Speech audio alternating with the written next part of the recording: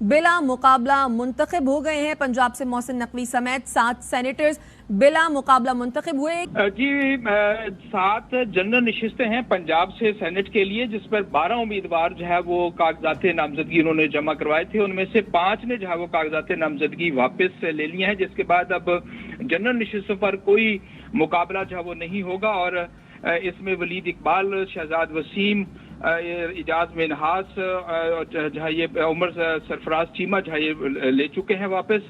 जबकि जो मुंतखब हुए हैं मुस्लिम लीग नून के परवेज रशीद हैं, तलाल चौधरी हैं, मोहसिन नकवी हैं और इसके साथ हामिद खान हैं, अल्लामा राजा नासिर हैं, जो कि सेनेटर जो है वो मुंतखब हो गए हैं। टेक्नोक्रेट पर जो है वो अभी 3 जो है वो थी, जिनमें से जो है वो मुस्तफा रमदे ने जो है वो वापस लिए हैं और खवातीन की 4 नशिस्तों पर जो है अभी तक मुकाबला जो होगा। यानी टेक्नोक्रेट और जो खवातीन की नशिस्तों इन पर अब जो है वो मुकाबला होगा 2 अप्रैल को का जो है इसके नज़ीर, एक मरतबा फिर से आगाह कीजिएगा, कौन कौन मुंतखब हुआ है?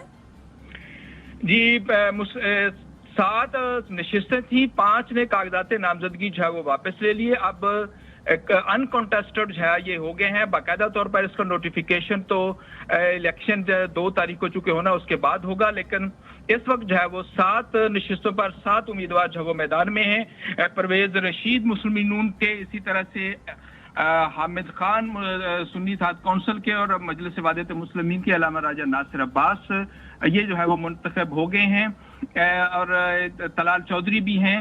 इन चूंकि आज जिन लोगों ने 5 ने जिन्होंने जो है वो वापस लिया है उनके नाम जो है वो आपको बता देता हूँ कि उसमें जो है वो वलीद इकबाल हैं, वसीम शहजाद हैं, इजाज मिनहास हैं। इन्होंने और कागजात नामजदगी जो है वो अपने वापस ले लिए हैं। अब 2 अप्रैल को जो है